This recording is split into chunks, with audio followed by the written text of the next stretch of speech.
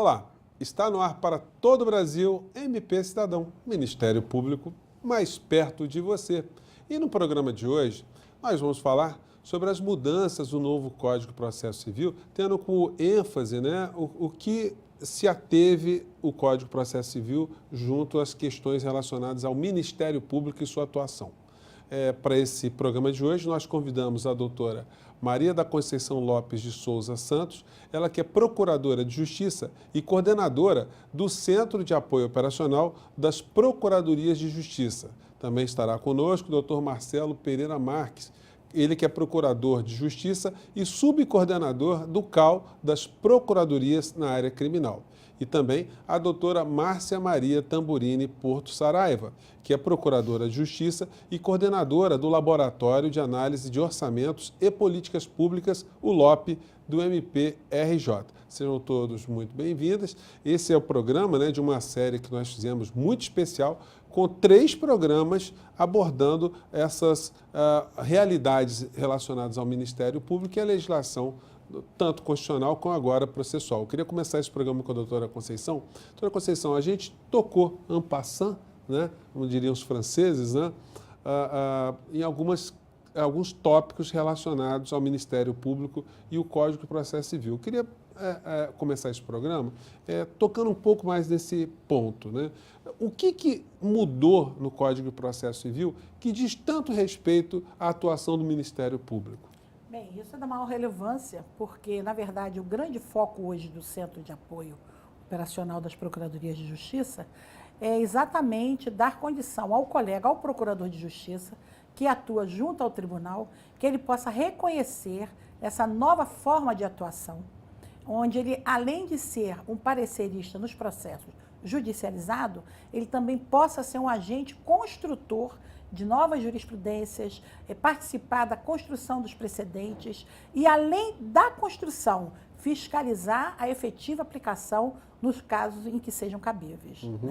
Então, fazer com que o colega, com que o Procurador de Justiça possa se desincumbir dessa tarefa é hoje uma das grandes, eu vou dizer assim, um dos grandes desafios da atual estrutura da Procuradoria de Justiça, onde o nosso Procurador-Geral vem se desincumbindo através da implementação do Centro de Apoio Operacional. Destaco também, dentro dessa feição nova da Lei de Ritos, do Código de Processo Civil em vigor, a questão da mediação.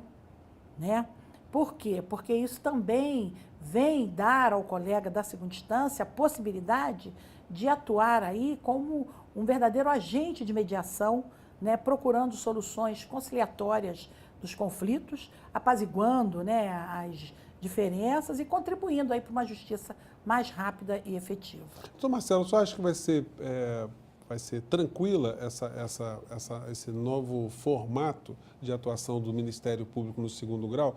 É que a doutora Conceição está dizendo, abriu-se um espaço ali para se ter uma ação mais conciliatória, Mas nós estamos já diante de um conflito que nasceu lá embaixo, às vezes ele se arrastou com muitas emoções, muitos desgastes e chega até a mão dos senhores lá no segundo grau. Olha, a pergunta é excelente, porque, pegando aqui uma carona no que foi dito pela colega Conceição, o novo CPC, ele de fato impõe a nós, Procuradores de Justiça, que atuamos junto aos tribunais, novas práticas. Nós, penso eu, reunimos, ao longo do tempo, condições para um trabalho de excelência. Por quê? Soma-se a experiência pessoal e profissional com o conhecimento técnico, que o direito, você bem sabe, ele é muito vasto. Então, quanto mais o tempo passa, mais a gente vai aprendendo. Aliás, o estudo é uma constante de quem atua na área jurídica, inclusive para nós, do Ministério Público. Só que, com o novo CPC, passou-se a se cobrar da gente uma atuação diversa do que até então fazíamos. A nossa situação, basicamente, sobretudo na área criminal, era de parecer, e também na área civil, lato sensu. Com o novo CPC, que em grande medida também se reflete no processo penal, há novas demandas recaindo sobre a nossa atuação, como mediação, como criação de precedentes. Então, criando aqui uma metáfora para facilitar a compreensão do nosso espectador, é como se nós produzíssemos, ao longo de muito tempo, o mesmo modelo de automóvel. A produção é primorosa, mas a fábrica quer que a gente produza novos modelos. Como fazê-lo, né? É o desafio.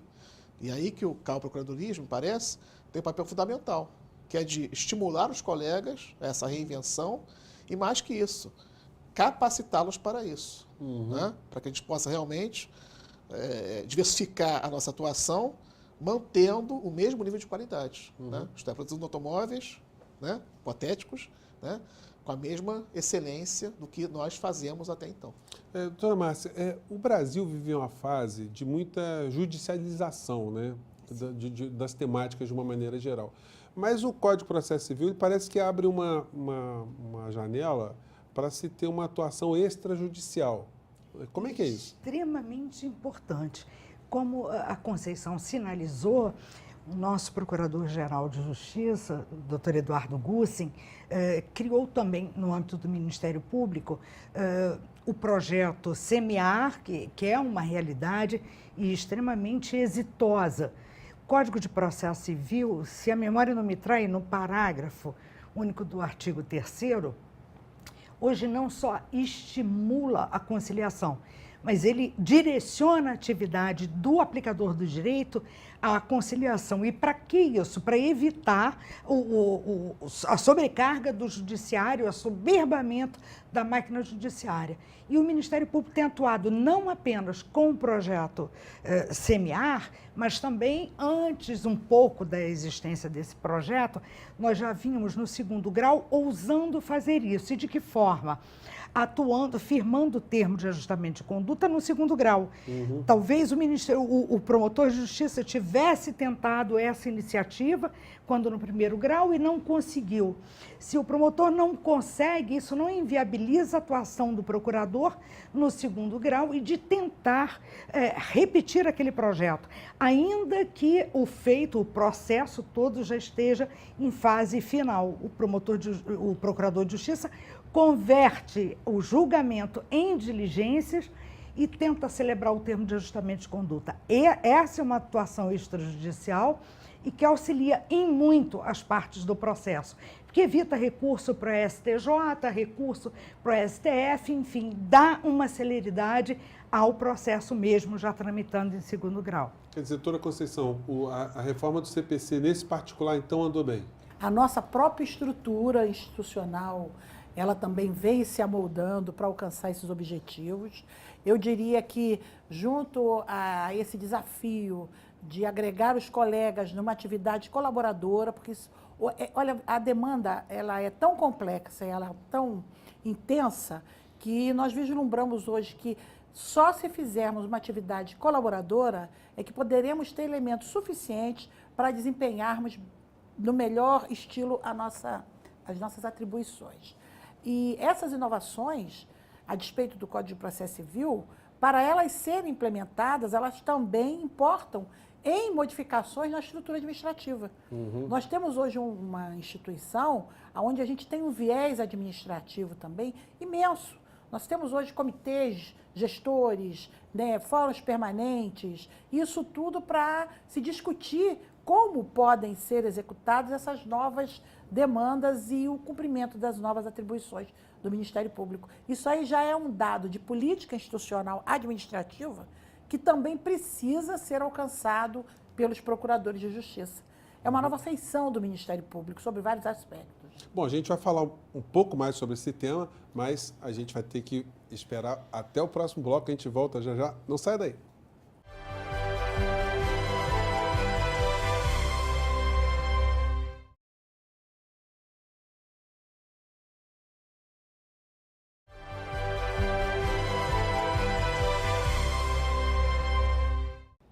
E nós estamos de volta com o nosso MP Cidadão e hoje nós estamos falando da reforma do Código de Processo Civil no Brasil, né, e quais são as implicações que essa reforma teve junto à atuação do Ministério Público no nosso país, em especial aqui no Rio de Janeiro. Nós, quando começamos a nossa jornada nesse ano de 2017, nós tivemos a oportunidade de receber o Dr. Gussen, que é o Procurador-Geral de Justiça aqui do Ministério Público aqui do Rio de Janeiro, onde ele falou do programa MP em Mapas. Isso fala bastante, esse programa, né, das diversas áreas que o Ministério Público atua. Eu queria que a senhora falasse um pouco da importância desse projeto para a atuação final do Ministério Público para o cidadão. Olha só, eu diria que o MP Mapas é uma plataforma que ele pode ser visto sobre dois contextos. Ele pode ser visto enquanto instrumento a ser utilizado e a maximizar a funcionalização da atuação dos órgãos de execução institucionais.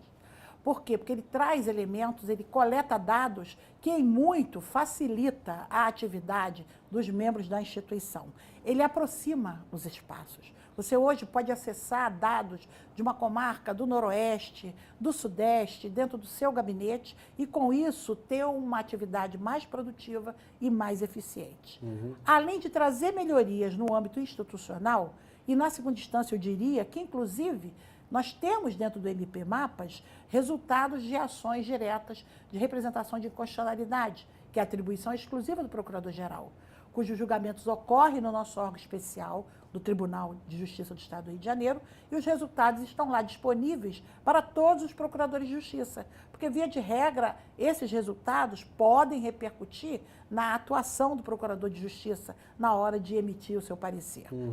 Além disso, o MP Mapas assegura também ao cidadão que ele faça o exercício de ter contato, de ter, como é que eu posso dizer, de ter acesso àquele número de informações que tão fielmente vem disponibilizado pelo portal da transparência, que hoje também é um segmento da sociedade forte que a gente deve todos os dias lutar para que ele seja bem alimentado e consolidado. Quer dizer, doutor Marcelo, não é, assim, o MP em Mapas não é apenas uma ferramenta de uso interno, né? Nós, cidadãos, podemos também ter acesso ao que o promotor da comarca está fazendo. Sim, ele tem essa dupla vertente, né? Ele trabalha, ele municia de informação o membro, promotor ou procurador, mas também a informação ela é de acesso livre. Então, qualquer cidadão, qualquer pessoa pode, valendo-se dessa ferramenta, buscar informações que lhe permitam uma compreensão melhor da realidade e até mesmo da atuação ministerial, né? Até para cobrar, eventualmente, resultados, né? Performance. Afinal de contas, nossa atividade é voltada para o cidadão, né? A gente, no programa anterior, foi dito que o Ministério Público ele é, na verdade, o guardião da sociedade, né? Ele defende o povo. Então, se o povo é nosso cliente, toda a nossa produção é voltada para ele, né? E cabe a ele também, via MP Mapas e outros instrumentos, né, de transparência, cobrar de maneira amparada, fundamentada em informações, a nossa atividade. Doutora Márcia, a atuação do Ministério Público, ela funcionaria como uma atuação educativa, assim, no sentido mais amplo, de práticas políticas, de participação política, de responsabilidade social? Excelente pergunta, como todas as outras foram, mas é porque nos dá a oportunidade aqui de repensar aí o papel do promotor de justiça ou do membro do Ministério Público, não apenas no seu exercício diário de atividade funcional, mas numa atuação muito mais abrangente em prol da sociedade. Por que estou dizendo isso? Porque a questão da cidadania não vai ser compreendida entre nós se não passar necessariamente pela educação do infanto-juvenil e aí uma educação pelo menos centrada nos direitos fundamentais. Não se constrói um cidadão, não se educa uma criança sem dar a ela a real condição ou a real possibilidade de conhecimento da sua particular condição de ser em desenvolvimento, de pessoa em desenvolvimento.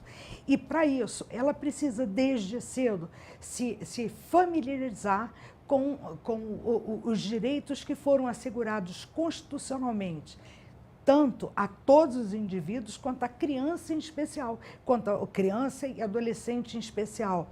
Eu acho, então, que o Ministério Público, cada vez mais, até mesmo diante desse descompasso, ou falta de horizonte que a sociedade está antevendo agora, ele tem uma responsabilidade maior, uma responsabilidade não só de tentar reverter esse quadro, começando a trabalhar e dar uma contribuição já desde a pré-escola, até mesmo em graus mais elevados de ensino, contribuindo efetivamente. A posição do Ministério Público no processo eleitoral não se esgota no processo eleitoral, mas tem início com uma ajuda aí na formação do cidadão.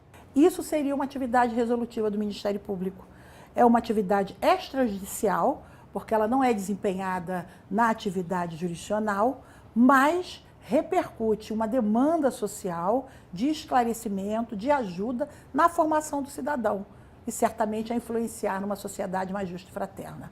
Então, o que se busca hoje também dos procuradores de justiça é esse despertar, é que todo esse acúmulo de conhecimento e de experiência também possa ser revertido em medidas de orientação, em medidas preventivas, quiçá até sugerindo ao Procurador-Geral políticas públicas que se perceba nos processos, né, que há essa demanda, há essa necessidade, e com isso todos somando esforços para a atuação institucional mais eficiente e produtiva. A gente vai fazer um pequeno intervalo, mas a gente volta. Não saia daí.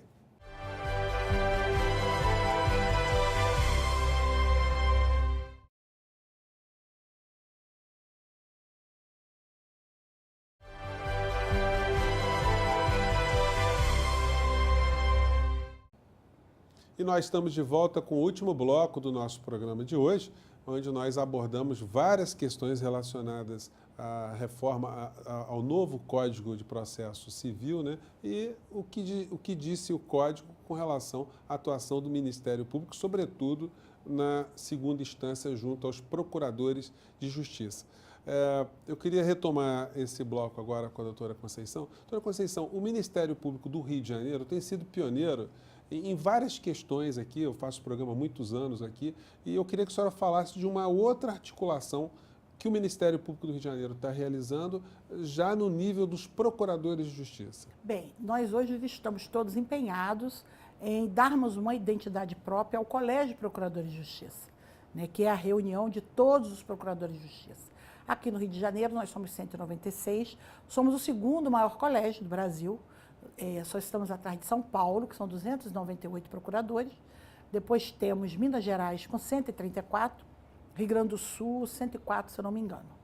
Mas, na verdade, o colégio ele agrega toda essa experiência, todo esse patrimônio intelectual do Ministério Público, que hoje, na demonstração inequívoca da atuação colaborativa, se faz, então, como o cenário adequado, onde nós possamos trocar nossas experiências, possamos trocar nossos conhecimentos, gerir toda a matéria de interesse institucional da segunda instância, né?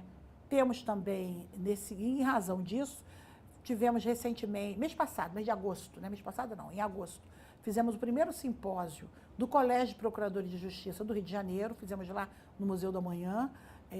Foi um evento muito concorrido, tivemos a participação de colegas de outros estados, trazendo a sua experiência, o seu depoimento nessa atividade hoje, né, tão participativa, tão compartilhada, e esperamos que possamos realizá-lo, inclusive em âmbito nacional, congregando aí todos os colégios de procuradores de justiça do Brasil. Tão logo o nosso estado tem aí as suas melhoras, né, políticas e institucionais. Então, quer dizer, esse associativismo institucional é um caminho sem volta, né, doutora Márcia? É um caminho sem volta e me parece que é um caminho perseguido pelo Conselho Nacional do Ministério Público. O Conselho Nacional do Ministério Público hoje pensa a instituição numa perspectiva de unidade, mas uma unidade nacional. Aquela ideia de Ministério Público como unidade centrada ou circunscrita ao âmbito do Estado em que o Ministério Público estaria inserido, ela tende a desaparecer. E pensa-se num Ministério Público de identidade nacional em que possa haver esse intercâmbio de ideias, como a Conceição estava colocando, que possa haver essa troca de experiência e que haja realmente uma identidade de pensamento ministerial. Pois é, doutor Marcelo, o Ministério Público ele foi vítima de várias tentativas aí de diminuição das suas atribuições, suas prerrogativas, né? E o que a gente está vendo no programa nosso aqui é justamente uma ação contrária a esse movimento. O Ministério Público se fortalecendo, se articulando. Eu queria que o senhor falasse desses momentos. Usando também uma metáfora, né? É como se fosse um bolo. Quanto mais se bate, mais ele cresce. O Ministério Público, certamente, na sua luta em defesa dos interesses sociais, do regime jurídico, da democracia, ele angaria inimigos, né? Ele angaria desafetos e até incompreensões. Então é natural que as pessoas que se julgam, de algum modo, prejudicadas por essa atuação, se articulem, né, buscando formas de retaliar, de diminuir, né, de conter os nossos avanços institucionais. A luta não é classista, não é corporativa, né?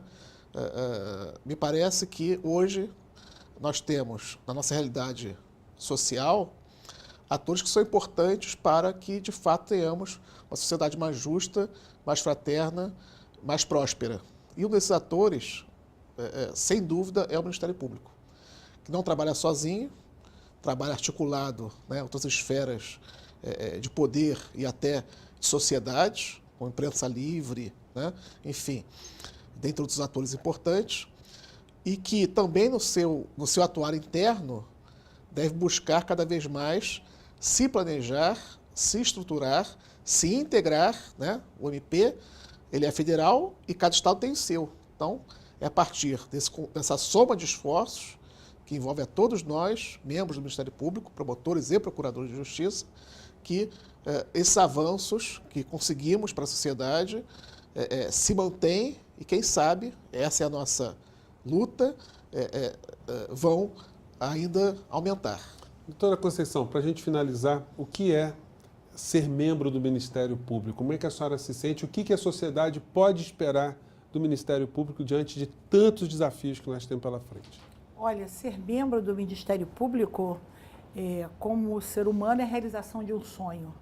De todos que se submetem a um estudo árduo e a um concurso que eu digo que o resultado são os seus sobreviventes, né? E a partir desta qualidade sobrevivente é que nós nos sentimos aptos a irmos para as comarcas e darmos o melhor de cada um.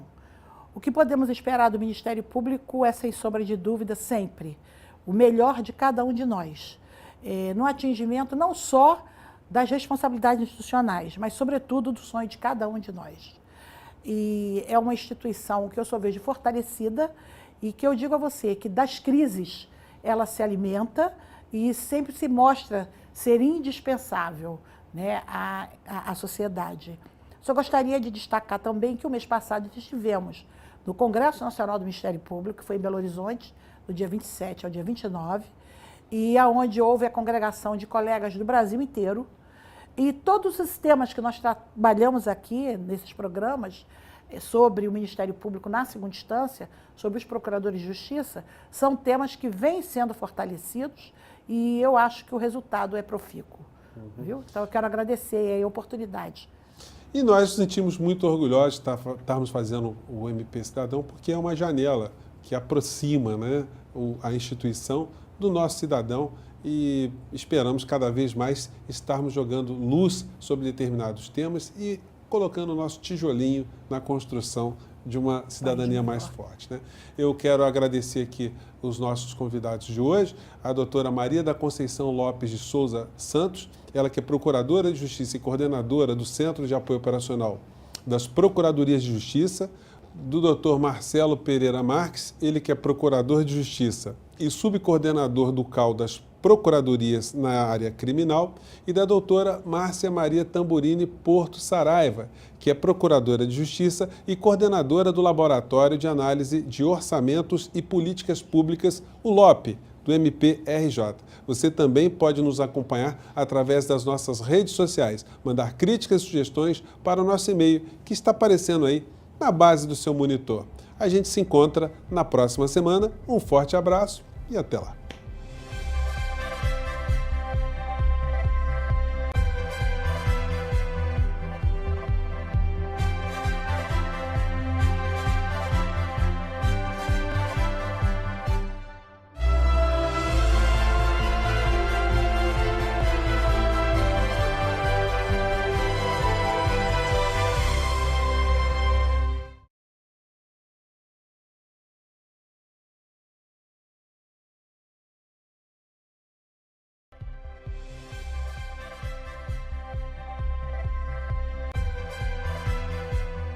E no MP Cidadão dessa semana, nós vamos falar sobre a evolução institucional do Ministério Público.